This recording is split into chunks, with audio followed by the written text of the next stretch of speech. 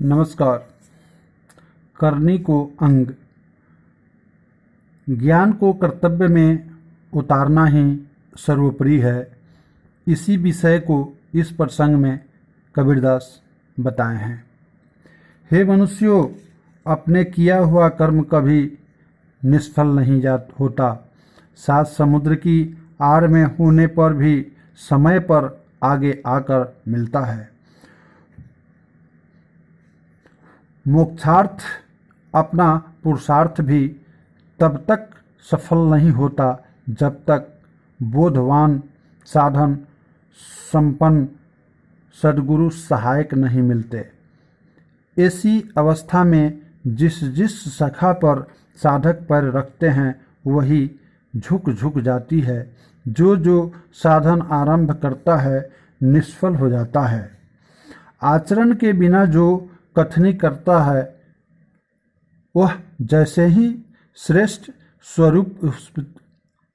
स्वरूप परिस्थिति नहीं पाता, जैसे बातों के पकवान से कोई तृप्त नहीं हो सकता।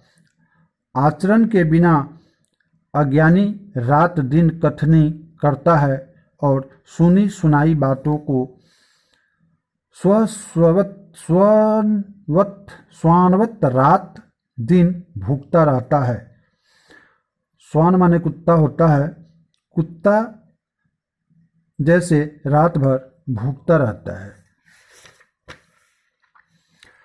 आचरण तो रज मात्र नहीं है और वक्तव्य सुमेरु पर्वत के बराबर है। ऐसे कितने अज्ञानी मूर्ख कथनी बकते मर गए, कल्याण न कर सके। मुक्ति रूप स्वार्थ के लिए करनी करो, परंतु उसका अहंकार त्याग करो। केवल कथनी करने का व्यसन त्याग कर जब आचरण से चलेगा तभी मोक्ष होगा। जैसे उत्तम ज्ञान की बातें मुख से निकालती है उस प्रकार नहीं चलते हैं। वे मनुष्य नहीं कुत्ते हैं। ऐसे लोग वासना में बंधकर 84 में जाएंगे।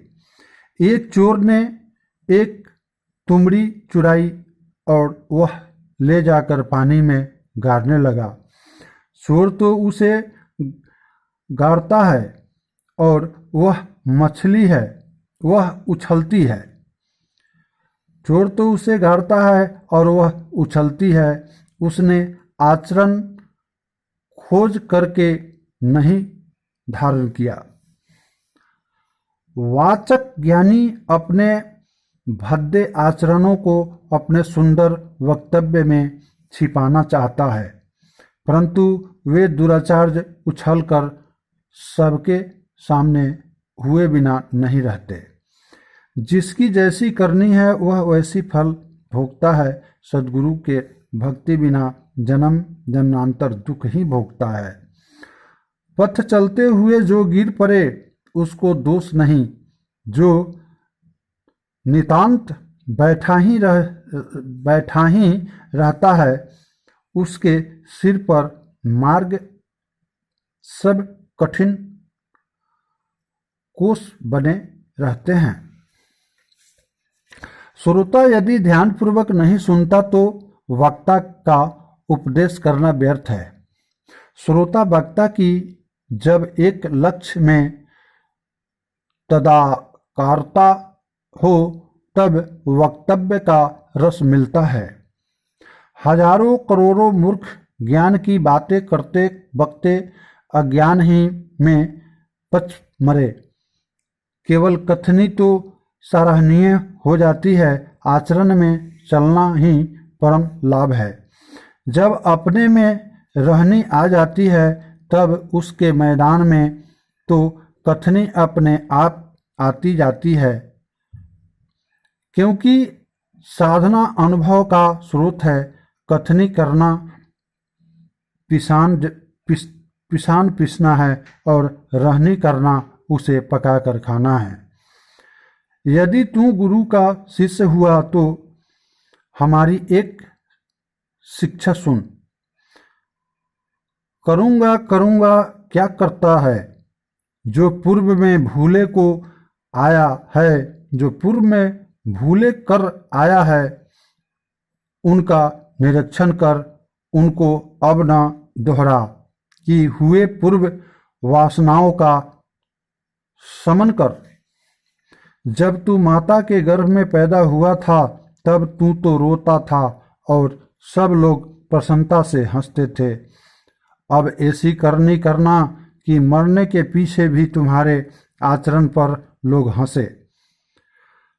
परिश्रम से ही सब कार्य बनता है, बिना परिश्रम के कुछ भी नहीं मिलता।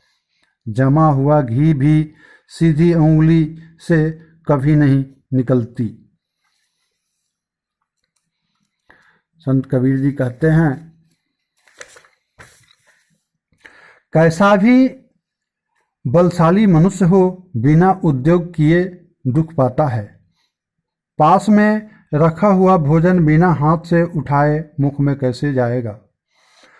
दानी के घर में आठों पहर संपत्ति भरी रहती है, जैसे मजदूर राजगीर थवई को पात्रों में गारा गिलावा भर भर कर देते रहते हैं।